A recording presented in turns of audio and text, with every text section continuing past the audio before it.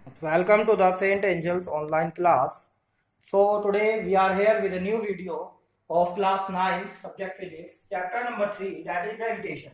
तो बच्चों हमने लास्ट वीडियो में कुछ न्यूमेरिकल्स किए थे based on this formula that is force acting between two objects is equals to F equals to G m1 m2 upon r square. ठीक है, जहां पर m1 m2 उन दोनों ऑब्जेक्ट्स के मासेस होते हैं, ठीक है, आर उन दोनों मास के बीच के उन दोनों ऑब्जेक्ट्स के बीच का डिस्टेंस होता है और एफ उन दोनों के बीच में लगने वाला ग्रेविटेशनल फोर्स होता है। ठीक है, ये इक्वेशन के ऊपर हमने कुछ न्यूमेरिकल्स किए थे। तो अब हम कुछ अनसॉल्व्ड न्यूमेरिकल्स करेंगे। ठीक है बच्चों, इसी फॉर्मूला के ऊपर बेस्ड आपकी बुक में कुछ अनसॉल्व्ड न्यूमेरिकल्स है। हम उन अनसॉल्व्ड न्यूमेरिकल्स को आइए करते हैं। तो आवर फर्स्ट न्यूमेरिकल, उससे पहले हम एक सॉल्व्ड न्यूमेरिकल और देख लेते हैं जो कि आपका लास्ट है, जो मैं आपको बोल रहा हूं यहाँ पर, आप इसे चेक किए अपनी बुक में। solved numerical that is the sixth one. A body weigh 30 kilogram on earth। ठीक है, 30 किलोग्राम का मतलब ये वेट नहीं है, ये आपका क्या होगा, mass. This is the mass of the body.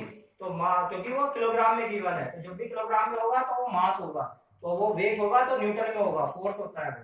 तो मास ऑफ बॉडी कितना गिवन है, 30 किलोग्राम, दैट इज 30 किलोग्राम। ठीक है, mass given that mass of earth, mass of अर्थ इसको हम me से डिनोट कर लेते हैं। मास ऑफ अर्थ कितना है, 6 इंटू 10⁻24 किलोग्राम। ये हो गया आपका mass of earth. And radius is, इसका जो रेडियस है, radius of earth re, that is radius of earth कितना है, 6.4 into 10⁻6 metre. Mass of earth, radius of earth और मास ऑफ द बॉडी जो अर्थ के ऊपर रखी हुई है। ठीक है, ये ऑब्जेक्ट, तो ऑब्जेक्ट के ऊपर जो रखा हुआ है, सॉरी अर्थ के ऊपर जो ये ऑब्जेक्ट रखा हुआ है, इसका मास 30 केजी है। आपको फोर्स ऑफ अट्रैक्शन फाइंड करना है बिटवीन बॉडी एंड दी अर्थ। अर्थ और बॉडी के बीच में कितना फोर्स ऑफ अट्रैक्शन है। जैसे ये अर्थ है, ये एक ऑब्जेक्ट है, इसका मास है 30 केजी।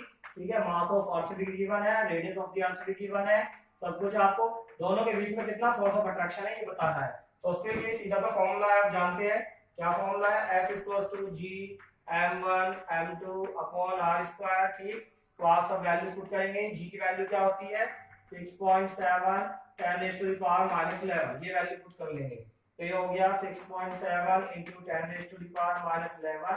m1 क्या है, मास ऑफ द बॉडी 30, m2 क्या है आपका, mass of the earth, this one 6 into 10⁻24 divided by r क्या है आपका, दिस वन, इसका स्क्वायर। ठीक है, 6.4 इंटू 10⁻6 का होल स्क्वायर। तो इसके पावर से पावर मल्टीप्लाई हो जाएगी। ठीक है, ये और इसका विस्तार हो जाएगा। तब जब आप सारी चीजों को सॉल्व करेंगे, मैंने आपको लास्ट वीडियो में बताया था सॉल्व करना, उनको सॉल्व करेंगे तो फोर्स की वैल्यू कितनी आएगी आपकी, फोर्स की वैल्यू आपकी आएगी that is equals to 294 Newton.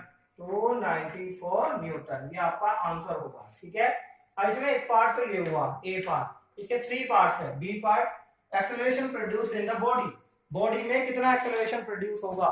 तो बॉडी में देखो कितना एक्सेलरेशन प्रोड्यूस होगा। एक्सेलरेशन का फॉर्मूला क्या होता है बेटा, हम जानते हैं force equals to mass into acceleration. ठीक है, तो acceleration produce in the body, इस बॉडी में कितना एक्सेलरेशन होगा, that is given by F upon m, कितना उस पे फोर्स लग रहा है, उसका मास। ठीक है, फोर्स कितना लग रहा है, 294 जो हमने अभी कैलकुलेट किया, डिवाइड बाय मास कितना है बॉडी का, 30 डिवाइड बाय 30, तो कितना आएगा ये, 30 से डिवाइड करेंगे तो ये आएगा, पॉइंट में आपका आंसर होगा that will be equals to how much, 9.8 metre per second square, that is 9.8 metre per second square. C part, वहां आपको बताना है acceleration of the earth, acceleration कितना प्रोड्यूस होगा अर्थ में, तो एक्सेलरेशन का वही फॉर्मूला होगा F अपॉन m, आपके पास force acting on the earth upon mass of the earth. ठीक है, तो ये कितना होगा, फोर्स तो वही है 294, दोनों पे इक्वल एंड अपोजिट फोर्स लगता है। मास ऑफ द अर्थ देखो बहुत ज्यादा है, कितना है वो, 6 इंटू 10⁻24। इसको जब हम सोल्व करेंगे तो आपका आंसर आएगा बहुत ही कम, बहुत ही माइनस में, यानी 4.9 10 की पावर -23, 4.9 इंटू 10 की power -23 metre per second square. तो आप देखो ये इतना कम है, इतना कम है कि हमें इतना कम एक्सेलरेशन है इस अर्थ के अंदर कि हमें नोटिस ही नहीं होता इसका मोशन, हमें लगता ही नहीं कि अर्थ भी मूव करेगी। तो इतना कम एक्सेलरेशन है क्योंकि इसका मास बहुत ज्यादा है, लेकिन बॉडी का मास बहुत कम है, इसलिए इसका एक्सेलरेशन की वैल्यू ज्यादा है। तो this is our last solved numerical. Now we will do some unsolved numericals. Unsolved numerical number 1, अब हम अनसॉल्व्ड न्यूमेरिकल करेंगे, फर्स्ट न्यूमेरिकल। ठीक है, unsolved numerical number first.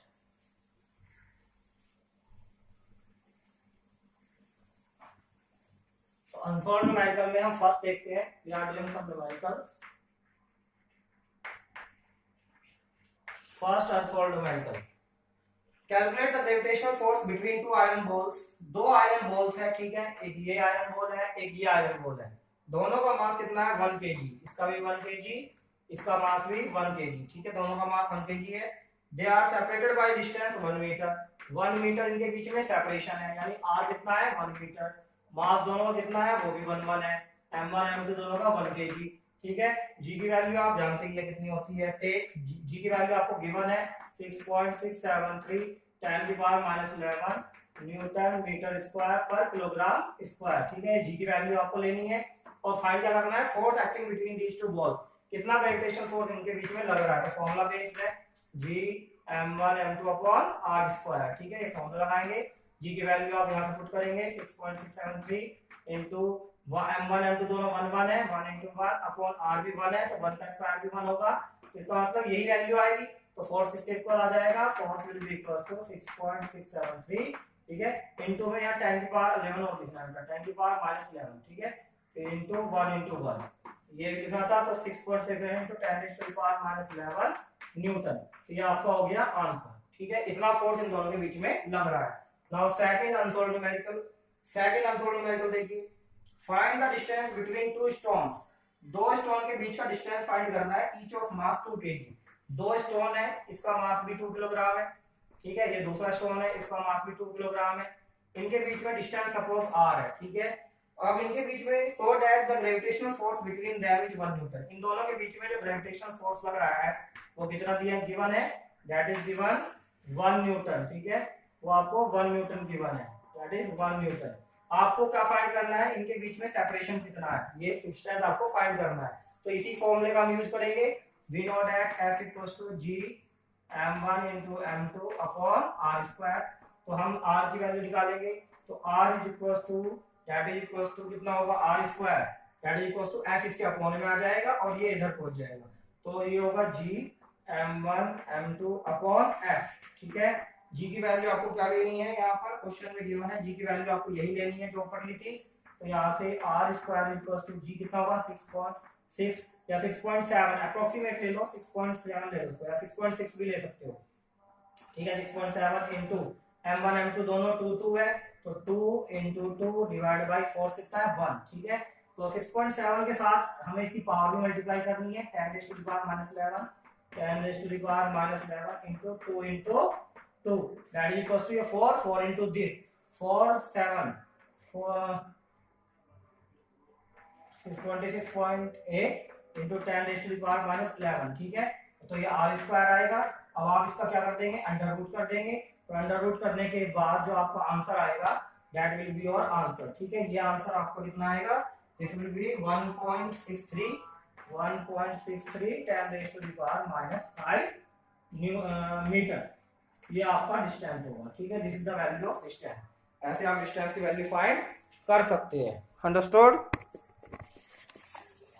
Now question number 3, ठीक है बेटा, अब हम क्वेश्चन नंबर 3 करेंगे, अनसॉल्व्ड क्वेश्चन नंबर 3, तो देखिए क्वेश्चन नंबर 3 में क्या पूछा उसने,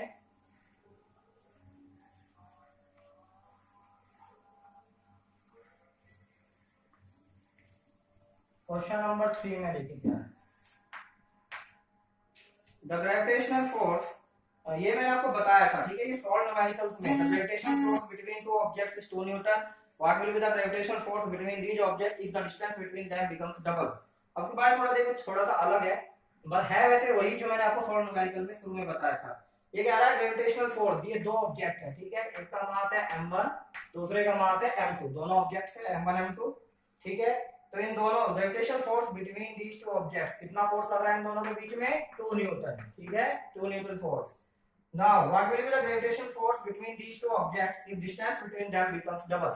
मान लीजिए इनिशियल डिस्टेंस उनका r है, जब डिस्टेंस r है, दोनों का मास भी हमें पता नहीं है, m1 m2 मान लिया, तो उस समय इनके बीच में ग्रेविटेशनल फोर्स कितना है 2 न्यूटन, ठीक। अब आपको बताना है अगर ये डिस्टेंस डबल हो जाए, ये दूसरे से दूर चले जाए और डबल डिस्टेंस हो जाए, तो ये बढ़ने से, डिस्टेंस बढ़ने से फोर्स कम हो जाता है, हम ये जानते हैं।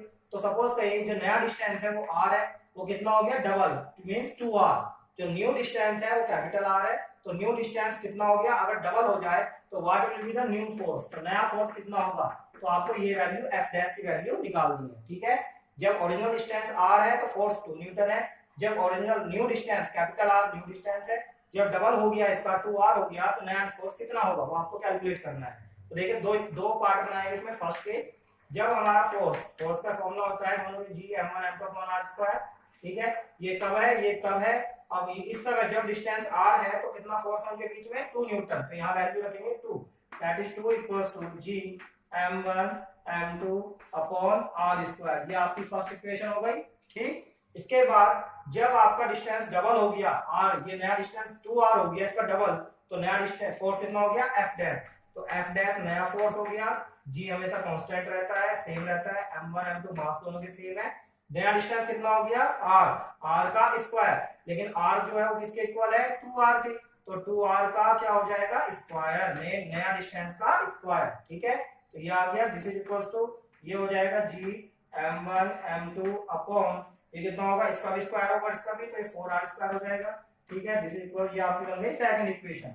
अब आप देखिए फर्स्ट इक्वेशन में g m1 m2/r² किसके इक्वल है, 2 के, तो यहाँ पे आप देखिए g m1 m2/r², इसकी जगह मैं फर्स्ट इक्वेशन से ये रख सकता हूँ। ठीक है, नाउ फ्रॉम फर्स्ट